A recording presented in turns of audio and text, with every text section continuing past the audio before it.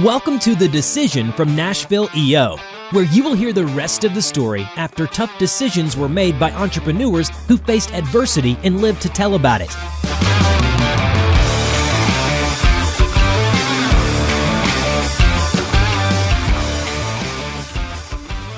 Welcome to The Decision, the podcast of EO Nashville by and for entrepreneurs, where we talk about the decisions and the trials and travails that we endure in the process of running a business and how we use forum to make those decisions. With me, as always, my partner in crime, Mr. Robert Hartline. Eric, thanks for having me. I just realized you had a really good haircut, man. Man, every 2 weeks, whether I need it or not. Yeah, that's right. It's just, I've tried longer hair. It just doesn't work for me. And with us today, Mr. Kyle Bush. Hello. Thank you for being here. I'm excited to be here, and I agree. Your haircut looks great. Well, thank you. Yeah. The gray, it's, I know you got the nice salt and pepper thing going on. That's right. Both of you guys have a nice salt and pepper thing. Yeah, it's what happens when you get like this. Yeah. You learn at a certain point that it's okay because you get paid extra for the gray hair. Amen. So yeah, I found my first few grays not too long ago, maybe a few weeks ago. You're getting seasoned. Yeah, I'm getting seasoned, baby. I'm earning it. Well, it's probably because you kids. Yeah, probably the kids. Probably being an entrepreneur. Yeah. That'll do it. That'll definitely do it, especially if you decide to try to scale. I have found that it's been stressful. So when you joined, how long had you been in business before you joined EO? I started early 2017. I joined EO 2022. So about 5 years. Were you involved in any kind of mastermind or any community before? Not really. I'd done Catalyst. So I did Catalyst like my first or second year of starting my business. I heard about it through the EC and I really enjoyed it. I loved it. And then I was like, I'm definitely going to join EO whenever it's time. And then we just got busy and I forgot about it. And because we did like, our trajectory was like 200,000, 400,000, 800,000, 970. And then we crossed to like 1.4 or something and started scaling from there. And so, it was just, there's a little gap between when I did Catalyst and when we qualified for EO. So I kind of forgot about it until I ran into Max Goldberg. I think we were hunting or something. And we were chatting. He was like, you should join EO. And I was like, you're right, I should. I completely forgot about it. And then I joined right away. You must have blocked Samira from your text messages and emails or something. Yeah, right. Tell us a little bit about the business and why did you start it? Yeah, so we have a video production social media firm. We're starting to lean more into full service digital. So we want to be a content first marketing agency, right? But we started early 2017. My business partner and I were both at another video company. And so I kind of got my foot in the door in video early on in life, grew up skateboarding, and then skate culture, video is everything. Yeah. Like it's all about the skate videos. And so growing up, high school, middle school, mainly middle school, I would shoot skate videos for my friends, and me and my buddy were doing it. And we'd charge them $50 and we'd make it for them. And so at that point, I fell in love with just the art of video, shooting it, editing it, the cinematography, the storytelling, even in skate videos. And from that point on, I was kind of always hooked as like what I call myself, like a content connoisseur. Like any company I liked, I wanted to see their content and watch it and see who's doing the cool stuff. Grew out of skateboarding.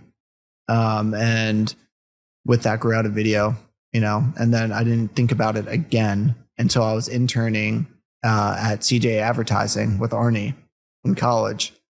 And I had a split role where I was doing several different things, but one day we were there and they were doing a big video shoot. And I had this light bulb moment of like, oh, this is cool. Like I used to love video stuff. This is super intriguing to me. And this looks legit. Like maybe this can be a real career. And so from there, my business partner, now roommate at the time, was working for a small video company. It was just like a light bulb of all these dots connected. Like my love for video, how cool I think it is that it's actually a real career you can go into. And that my roommate was working at a video company right now. And, so as soon as I finished that internship, I went to the owner of that other video agency and I was like, hey, let me try to sell some videos for you. I have some ideas of, stories that could be cool to tell. And if I sell something, give me a commission. And if I don't, like, what do you have to lose? Just have somebody going around trying to get you business, putting your name out there. And so we did that. And I was there for 3-4 years. It started like part-time and then it went to full-time. And by the time I graduated college, I was a few years of full-time business development. And my business partner and I were there. We were happy there. And then there's just some things that started being run in a way which we kind of saw the writing on the wall, where it's like we can either go down with this ship or we can jump out into our own little lifeboat and see what happens. And that's what we did. So that's how we started. Yeah, I see a lot of people think they want to be in the video business, and you probably see a lot of people starting up and not being able to last. What's the thing that's kept you alive? Just good at selling video, or what is it that's your secret sauce? I think the unique advantage we have that I encourage anybody who's thinking about starting marketing or especially a video company is we from the get-go, I knew how to concept and sell video. My partner knew how to direct, shoot, and edit video. So when we started, it was basically the two of us. And this is what we're doing at the other company, is basically the two of us. And because of that, I feel like we were able to grow and scale. So I feel like most people, they get interested in it as a hobby. They start doing it for some people. Then they start getting some clients, but they're the ones selling it, concepting it, shooting it, editing it, doing it all. And I think because we had that split focus of like, I'm going to drive growth and you're going to do the delivery, that's how we were able to get enough momentum quickly that we didn't burn out and give up on it. Yeah, I would take it too. Like, you're probably thinking about how to make it a viable business. A lot of people in video charge not enough, and then they struggle, and then they can't last. And I guess you control the pricing. So you can make it a viable business. And it's definitely a challenge, especially when you're first getting started. But I feel like you have to have that mindset, and there's nothing wrong with just being a good freelance talent. Like you can do that, or you can have a 1-2 person shop and you can make pretty good money. And so it's just deciding what you want. Do you love just making videos and that's what you want to do? Or do you want to grow a video agency or a real video production house? In most companies, where do you see the biggest impact that a video can have to a company that maybe we don't even know about? Because we know about someone on social and that kind of stuff. But beyond that, is there something deeper that we don't know about? I say a lot. My favorite part of my job is when you tell somebody's story well and they see it for the first time. It's usually pretty emotional. So both, we've seen it for influencers who maybe have really powerful stories and maybe they've done some content, but they didn't feel like anybody really hit the nail on the head with their story. But also for business owners, like especially when we were starting, we'd do a lot of like who we are about us videos. And a lot of people would spend 5, 10, 20 plus years building this business. And when they see this professional, beautiful video that tells their whole story in a way that feels like them, it's emotional. And I think it really is a thing of pride. And it feels a little bit like a memento that they have that they can keep. And like the thing I always say is like when we're making a brand video for somebody, like I want this to be something that you want to show your great grandkids. And they're going to show their kids past you of like, this is what grandpa did, like, or grandma did, and this was their business. Like, we want to make it that and that have that much heart to the story. And so I think the biggest impact is, I think it's rewarding for people, and it's a good exercise and reflection. Of course, there's all the practical, like business, marketing, tangible impacts you have. But for a lot of people, it's just like taking the time to reflect on their story and how far they've come. That can be really empowering. The focus that it requires, because you've got to tell a story. If there's no focus there, you can't do your job, right? Yeah, exactly. Like we recently did a mini documentary on this awesome guy. His name is Rico, and super successful guy, was in Naval Special Forces and then went on to be the CMO of Lamborghini and Land Rover. Wow. And we did a mini documentary on him for one of our clients that's an online university. And they like to tell the stories of students that have been successful. And he had some PTSD, some stuff he hadn't dealt with from the military days. And in doing this documentary, it was a complete turning point in his entire life, because he had to look back, and it gave him a reason of like, I have to look back and I have to get the help I need mentally so that I can look back and tell my story. And so he, is a big fan of us, and he's actually our fractional CMO now. And he's like, man, this video project and telling my life story completely has changed the trajectory of my life, because it made me like reflect and realize I was having trouble reflecting, and I got help, and I, went back to where I could actually feel good about sharing my story. And so it was a real turning point. Like that's the cool stuff about what we do. So I bet a lot of times you're working with people who as soon as you turn on the video, they put on this mask and then it doesn't feel good. Yep. Like it's not natural. And like you watch the video and you're like, oh, this isn't going to work. So how do you get that mask to be removed and get someone to go deep? Yeah. The biggest thing is having a good director. Because a good director, especially an interview-driven video, you should barely know when the interview's starting. Because we sit down, we're small talking, they're setting up the lights and cameras, and the director's just chatting with you. And then all of a sudden you're into the interview.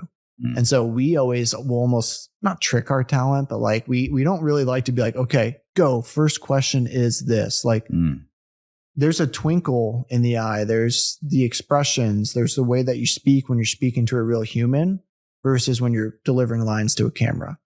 And unless you're a really highly trained, expensive actor, you're not going to be able to deliver to a camera and convince somebody it's real. And so what we always try to do is just have a real conversation and capture that. And our directors have plenty of tips for that and little tricks that they use to get that. And if somebody starts getting to like memorizing lines in their head and trying to deliver it, like they'll try to derail them with a follow-up question, something they know that they're not trying to deliver lines for. And yeah, so keeping it conversational is the biggest thing, having a good director. In the music business, they call that red light syndrome. Yeah. Because you got Oh, yeah. Makes sense. You're on, and it's like, oh gosh. No, Well, this is interesting. Just as we've been doing this podcast, I've noticed how different this is than talking in real life. Yeah. When you have the awareness that, okay, I'm going to press the record button. But I'm like, all right, am I listening? I'm literally in my head. I'm like, am I listening? Because sometimes we're so accustomed to, like, okay, what am I going to say next? Oh, I'm going to say this. Right. I got to ask a question. Yeah, I know. What am I going to say next? He's going to finish. And if you can, I know when I can get out of my head and just say, all right, I'm just listening. What's really happening? And I really went on this little journey just a moment ago when you were talking about, I could feel that you really get connected with people when you're doing this. And I could tell the joy that you get out of doing the work when you're getting their emotion on video, because that's what's going to sell whatever they're selling. Yes. Right? That's when we connect to their story, when their heart's involved, they care, like that feels wonderful. Yep. But getting people to take the mask off is not very easy for. No, it's not. And look, our directors are really good at getting people comfortable and casual and conversational. There's still some tough nuts to crack. And there's been some situations where we haven't done it as successful as we would have hoped because somebody's just really nervous and they're really wound up. And it's understandable. It's really weird to be in front of cameras and lights, especially the bigger the productions get. And it can be a lot of pressure, especially for somebody who's maybe introverted or maybe has a little bit of self-conscious, is not in a role where they have to like speak or present very often. It can be very intimidating. If a company had one video they needed, one professional video that they would need, what do you think that would be? The Who We Are video. You can call it whatever you want, brand anthem, who we are, but it's like, why do you exist? What do you do what you do? And then why do you do it? Like going back to the why, like who are you as a company? What's the story behind it? How do we humanize it? Like, it's great to talk about your service offerings and your resume and all the cool clients you've served or homes you've built or whatever the product is you deliver. But I think if you can make that video really telling the story of how you got started and why, and put human faces in it that are driving the company and not just a voiceover and script, I think that's the most important piece you can have. Think of it as like basically turning your website into a video, pretty much. So when you and your partner started Cumberland Creative, you knew how to do the work that made you money. What was the first realization that, oh gosh, there are other parts of this that we've got to fix? What did that look like? I feel like we didn't really run into that until like the second or third year, because we had been doing exactly what we've been doing, but now it's awesome because it's our own money. It's our own business. Yeah. And we were really fortunate to where we started with a level of certainty that I think most people might not get to start with, which is I knew how to sell the work and I've been doing it. And I knew that he knew how to deliver it because he'd been doing it and we'd been doing it together. And so like we knew we could do it from start to finish. We've had happy clients. And so it was really easy for us to take the leap. We knew it'd be hard and difficult to find those clients and starting from ground zero with no work, no website. But we were fortunate in that. And I feel like a lot of people, they might not have that. They have to figure that out. And so the first like year or two, I think once we started trying to have to manage people and hire, that was difficult. That's when we realized like, okay, we have some skills to learn. What did that look like? Where did you go? I mean, at that point, maybe you had started Catalyst at that juncture. Yeah. I was doing Catalyst like the first year. We started with 3 business partners too, and we had to part ways with one business partner very early on. So that was a little bit of a stressor of like, okay, we didn't think about this. You know, when you start a business with people, you think it's just going to be, it's like when you propose, right? You think it's just going to be sunshines and rainbow and we're all going to get rich and have fun doing it. And everybody has their role and it's great. So that was a little bit of a reality check of like, man, this is kind of stressful. But yeah, when we started running into more business oriented issues, when it was less about selling and doing the work and more about like, how do we replicate that and scale that and hire and recruit and train? There's nowhere to really look, I felt like, except for mentors. And so that's one thing that I've done. If I can pat myself on the back at all in life and like give myself a little credit and self-love, I've been really good at finding people who are where I want to be, or at least closer to the end goal of where I want to be, and then annoying them until they talk to me.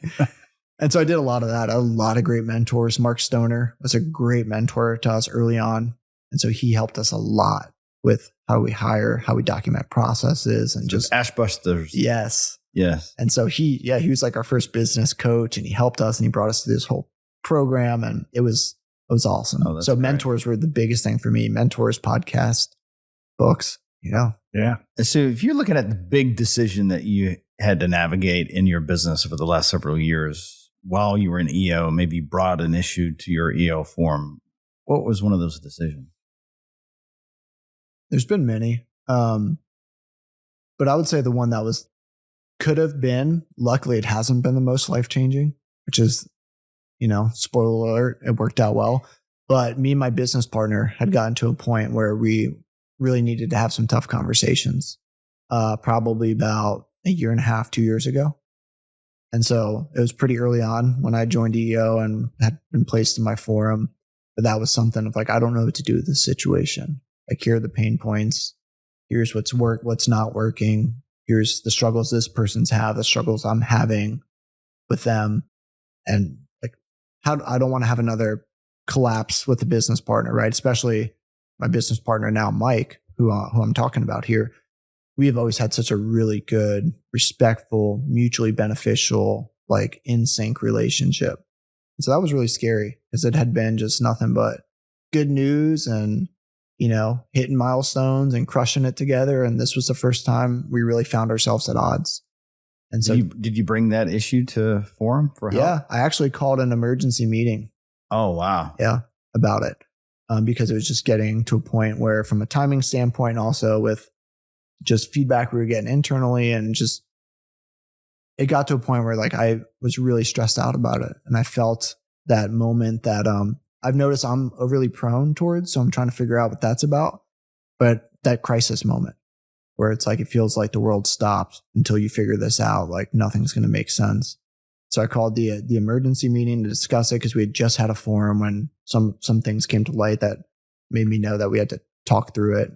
And then talked about it in the next forum meeting, and several of them from there. And it was very, very, very beneficial and really cool to see people, my forum mates who we were all new together, drop stuff, hop on a call with me, give me a lot of really good things to think about. So it was great. I think about all these EO members that sometimes forget about their forum in those situations. Yep. And, you reach out to your wife, whatever, you can navigate a conversation, but the forum has some experience to share that, I would drop what I'm doing to get on a conversation. I mean, that's just a resource that many EO people kind of forget about. Yep. Yeah, I feel like at times I borderline use and abuse it. I'm like, hey, any concern I have, I want y'all's opinion on this, because you guys are a lot smarter than me, and 5 minds is better than 1 mind. And so I really try to take advantage of the trust that we have and what we've built, and personal challenges and business challenges. Like I'm always trying to get their input now. Yeah. But is there any feedback that if you went back to your foreman, that experience, how was it like an open coaching that you brought this to the table to talk about? How did you call an emergency meeting? What does that even look like? Yeah, so we had heard about it. Like we had heard like, hey, you have forums, and occasionally like, we went over in the training, like if there's an emergency thing or something time sensitive that somebody really wants to talk to before they feel like you can't wait till next forum, you can say, hey, I really have an issue. I want to call an emergency meeting. Can you guys hop on and help? And the whole MO that we were trained on is like, you should be there if you can, but you don't have to be, right? It's not like forum where if you miss, it's kind of a problem. And so they hopped on, and I just sent an email. I was like, hey, I have something I'm trying to think through. Like timing's kind of sensitive. I really need some help on this. I feel very overwhelmed by this right now. And yeah, I think every single person hopped on, and we just did a Zoom call for about an hour where I kind of presented just like a presentation of like, here's what's going on. Here's the challenges I'm having. Here's what I need to try to figure out. Here's where I'm tied up. Here's what I'm thinking I could do. And the pros and cons of each thing, and just really sought to get experience shares, but also we were a newer forum. So I was like, I want advice. So give me the advice. And it was super helpful. Mm. So I know we talked yesterday, and you mentioned that there was a decision you're trying to navigate, and maybe it would make sense for us to navigate a decision with you now. It could be. I feel like I have 1,000 decisions I'm trying to make right now. But yeah. What's the one top of mind? About a year and a half, 2 years ago, we hit that point where we're like, okay, are we going to have a lifestyle business, or are we going to try to scale this thing? Because if we try to scale this thing, we've got to button up. And that's when we had talked to you and some other implementers, and we decided to go on to an EOS implementation path. And we actually went with one that was called System and Soul. Mm-hmm. We hired an integrator that did System and Soul and had experience working with creative agencies. And we went through that whole process, right? And we identified that we didn't have an integrator seat, and we needed to go find an integrator, and we needed to do this whole thing. And we did it for a year and a half. And we didn't get it right the first time. So here we are almost 2 years later, back at that same point of, a lot of mistakes made, not having the right people, right seat, and just not a lot of lessons learned, like I caught myself feeling really sorry for myself and playing the victim, like, well, I did EOS, I built a leadership team, and here I am, operations are in the worst spot they've ever been, and we have an integrator and a leadership team, and I'm losing key employees, and things are really stressful, and the P&L is stressed for the first time in a long time. And so I found myself back in the situation of like, okay, I tried to do this. I didn't do it well. And because of that, I'm in almost more of a painful spot than before I did it in the first place. And so it's a really humbling spot to be in, because, and I felt very humbled, and I was like, and I guess going back to like, I was feeling a little bit of the victim mentality, or just sorry for myself, thinking like, well, I put all this hard work in, I found all this. And I was like, dude, you got to chill out. Like, who are you to think that the very first time you try to hire a COO and you try to put a leadership team together, that you're going to get it right? Yeah.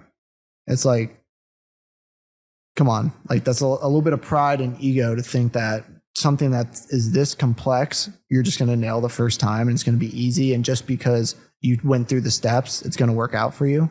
Maybe for some people it does, but for us, we did it wrong. And just accepting that. So all that's kind of background context to where I am now, which is I'm just feeling the weight of having an integrator that wasn't right for the role. Amazing guy. Learned a lot from him, especially personally. He was a great mentor and a great friend, but wasn't a great integrator. He had a lot of strengths, but for what we needed, wasn't a good fit.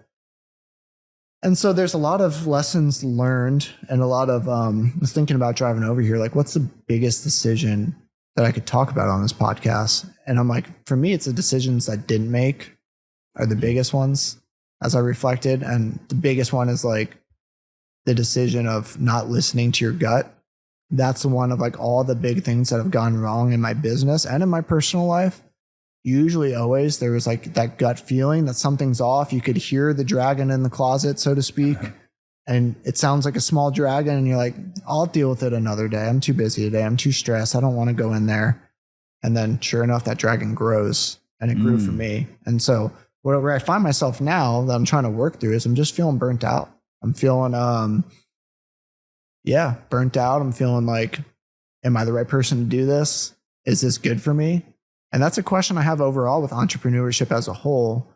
It's just kind of like, is it worth it? But I think the biggest thing for me that I'm trying to work through right now is just like, how do I resource myself? Why am I so burnt out? What do I need to change? And how do I get back fired up and motivated and excited, like clear mind, full heart at this thing? Because right now, in full transparency, I'm in one of those seasons where you just feel like, maybe I should just quit this. Maybe Can I ask you something? Else. Yeah.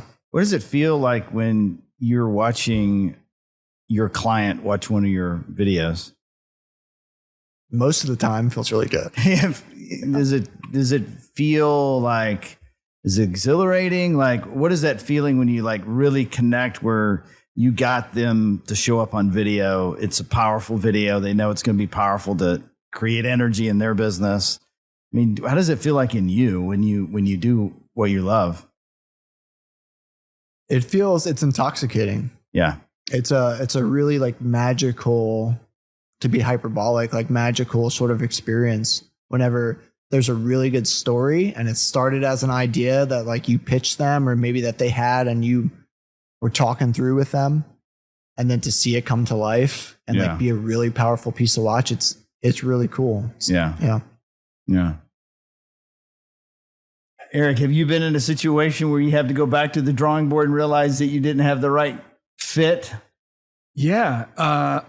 That has been a discussion that we've had internally recently. And it's not that we're falling apart, but, you know, we created this structure on our leadership team a few years ago, and now we're beginning to question, do we have the right, we know we've got the right people.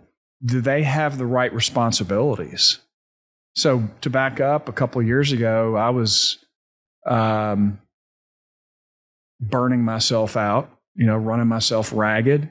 And my leadership team saw that and they said, we want more responsibility and we're going to take all these things off your plate. And that freed me up to really craft my role for myself so that I was living in my strengths.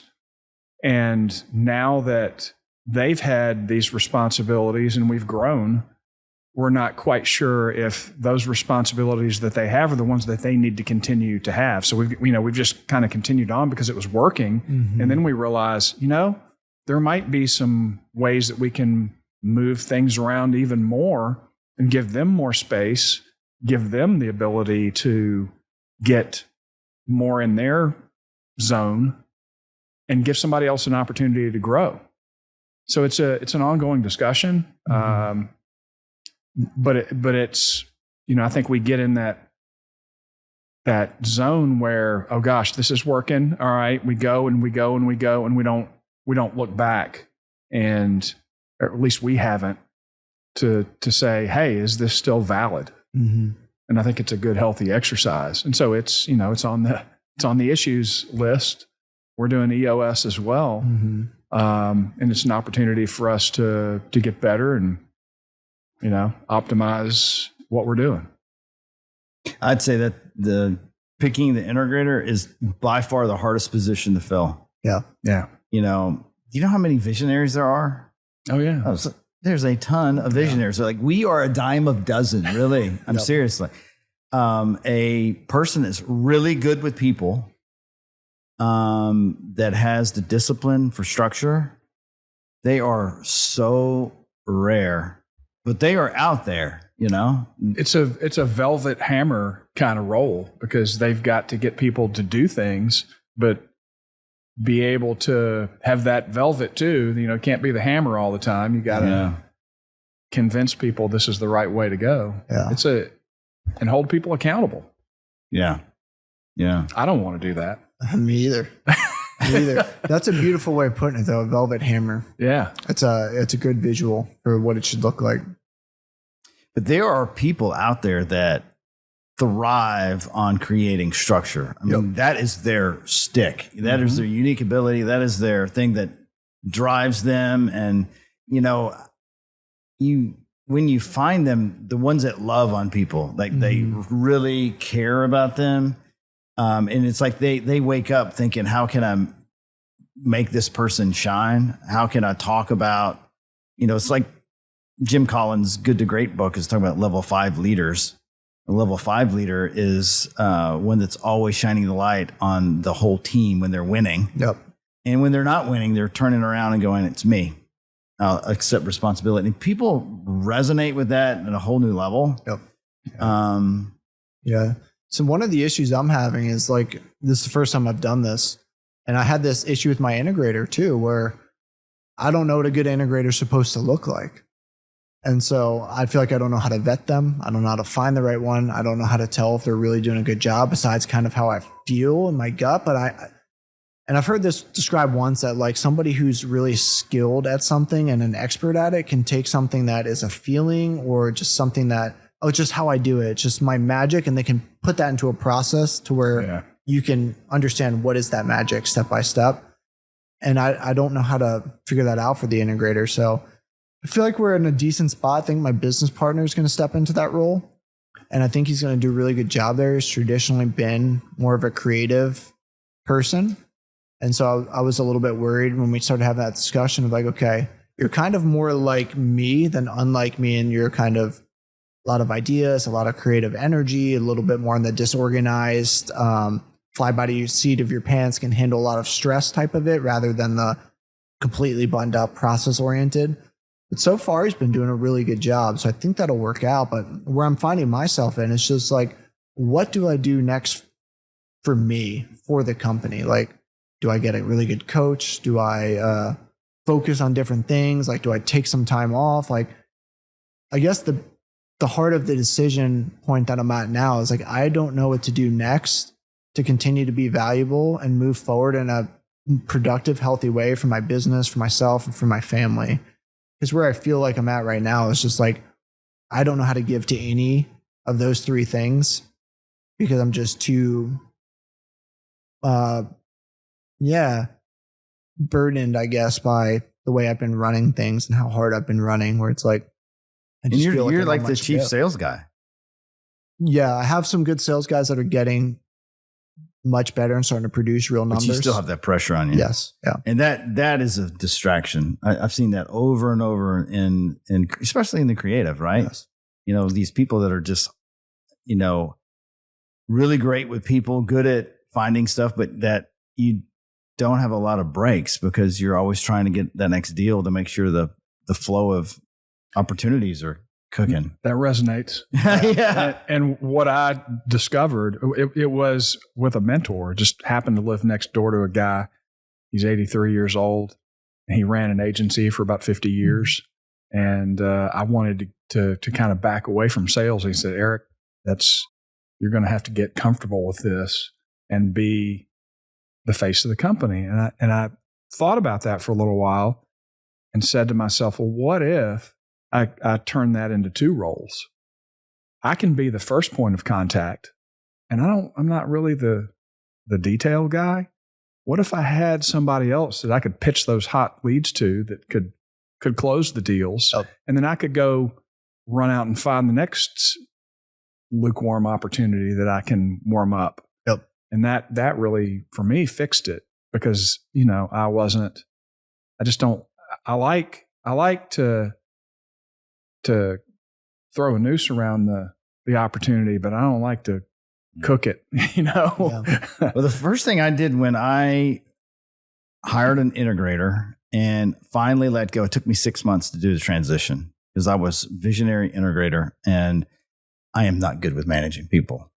I don't have the patience. I don't have I can manage for a minute, and then as soon as you lose my patience, I'm toast, and I'm just going to run you off. I will make life miserable. for others.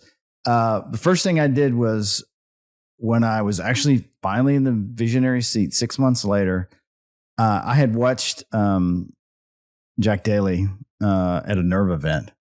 And he says that founders of companies should spend 20% of their day in talent acquisition. Literally finding people in the market, taking them to lunch. I used to do a lot of walks. And primarily for me, it was finding salespeople, finding sales talent. And it was anywhere I would go. I was recruiting someone in sales. If there were any business I was going to visit, I was pitching them to come work for me. And the best people I got were because I dedicated that time just making conversation in recruiting. Yep. And you were in a business that just was naturally going to have a lot of turnover, period, right? Yeah. And so it was important to do that. So you talk to servers and my unique ability was spending 90 minutes teaching core values. Like that was the thing I was good at. Like I could do that well and get them to understand how to sell, how to motivate them, get them excited about what they're doing. But that was my leadership, just doing those 90 minutes. Holding them accountable after that. No, you struggled with. Yeah, not having it. Not me. I'm not good at that. Yeah. Same here. It's like in a perfect world, somebody's running the business, and I like also meeting with new talent and trying to, like, I love finding and creating opportunity and then like a path for that opportunity to blossom. So like what I would love to be doing is a good example of this is when my integrator was staying afloat for the company, I was out pitching documentaries and wound up getting a really interesting documentary that we're going to make about modern day exorcists. So we're going to tell the story of 3 real Catholic exorcist priests and got it funded. And it was a big goal of ours to get into a full length documentary. And so like, I love going out and like, classic visionary, like selling big deals, meeting with people, like being out and about and just trying to drum up opportunity. Like, oh, we could hire this guy. We could do this. We could do this.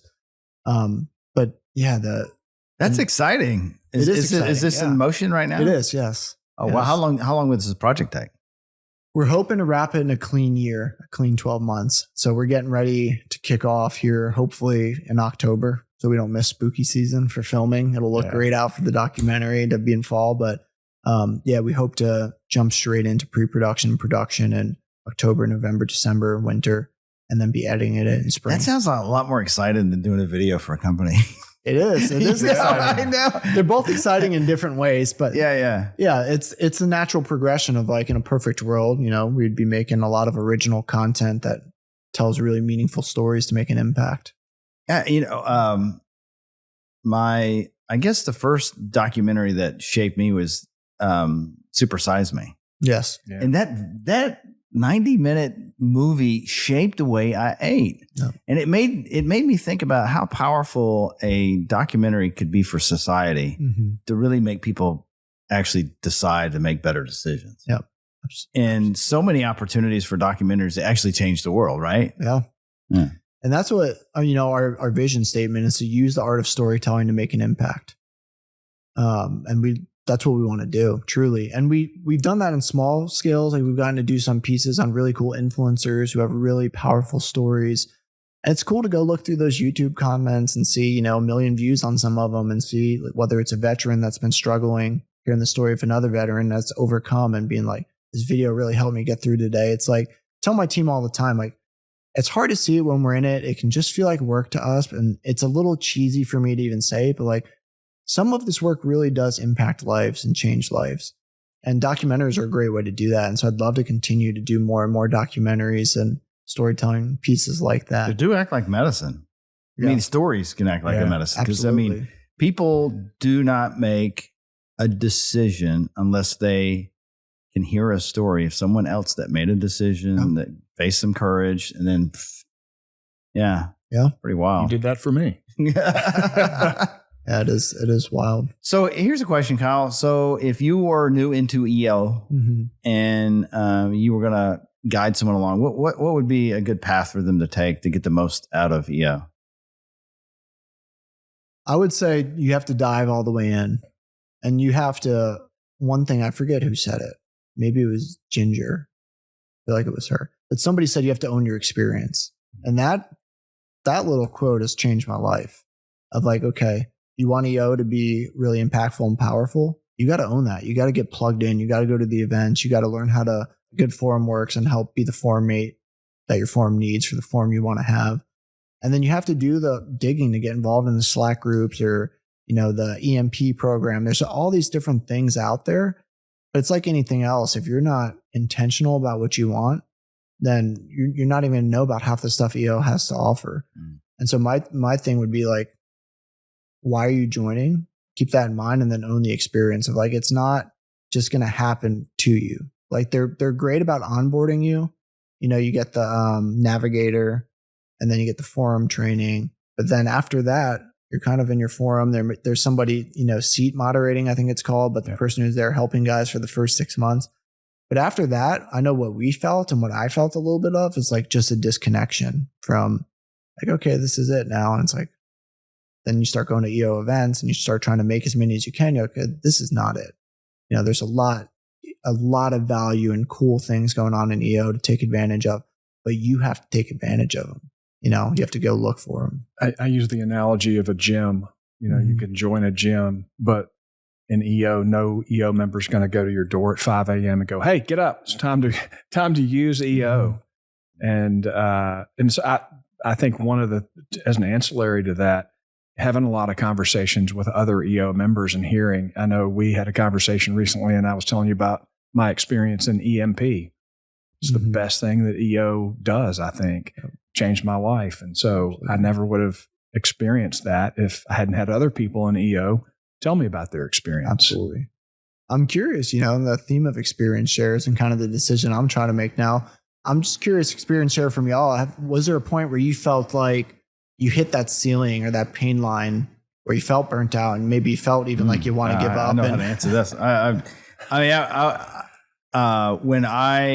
When I got sober and I was starting to experience life, where I wasn't trying not to feel my feelings and all those kind of things. I talked to this woman about, she was my breathwork coach. And I told her what I did. And I said it like this. She said, well, what do you do? Well, I have these cell phone stores. I sell cell phones. And I've been doing it a long time. Like that, up to that moment, I'd probably been selling cell phones for 25 years. And I was kind of burnt out on selling cell phones, right? And she goes, you sell cell phones? I was like, yeah. That's amazing. Do you know how much... do you know how valuable that phone is for people that you serve?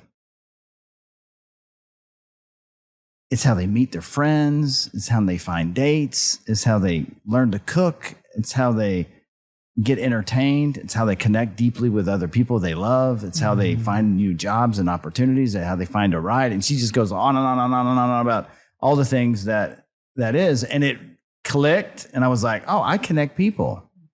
And I could really lean into that. I found my purpose was bringing new employees in my company, teaching them. Most of them came from single parent households. Most of them were taught online in the media that they, because of the color of their skin, didn't have any opportunities. And I taught them that if you show people that you care about them and the way you look them in the eye, you use their name in conversation, you just really listen to them, you can earn a really good income. You can create whatever life you want. And there are people who are here to connect with other people. And it just clicked for me. And when I was doing my work from my purpose angle, that's when everything shifted for me. And I truly loved what I did. Yep. I love the onboarding of new hires. I love to interview potential employees. And I love when a customer would come in the store and I would sell them a cell phone. I could instantly bond with them because they'd walk in, thinking they just need a cell phone. And I truly get to know them. Like, how long have they lived on their street? I'd tell them something about where our store was. Did you know Elvis Presley used to run up and down this road? Elvis Presley come to this meat shop. This used to be meat shop. I gave them a whole history, but I wanted them to know that they meant something. And I think that's what people want. I mean, people want to feel connected. We're all going through this journey, right? We're all a little bit lost and finding our way, but doing what we love, that is what we are supposed to do. Mm-hmm. We are supposed to do what we love. And sometimes we get lost in the mechanics of the business. We get lost about the things that really don't matter anymore. Yep. And I think if we can remember why we're doing it, and if people see we're doing it from a different level, we don't have to sell anymore. Like when we are doing what we're uniquely designed to do, that is a magnetic force. When people see you doing your work and you're like bought in, like employees are enthusiastic about it, potential clients are enthusiastic about it. It just takes away, it takes the stress away, but we forget to do what we're supposed to be doing. Yeah. Like we get caught up in the minutia of it, the details that, it's a level up from that really matters. Yeah. I could see you shifted when you started talking about the documentary stuff. Yeah. I could see that's like, to me, that like just from an outsider looking in, like doing that focus, that attention to what you love. I mean, I could tell that's where the energy is going to come from. Yeah, absolutely. Yeah. I'm trying to figure out like get aligned with what my purpose is, to find that and get clarity on it. Cause we were a little spoiled too, where we worked really hard for it, but the first 5 years of our business were just hockey stick.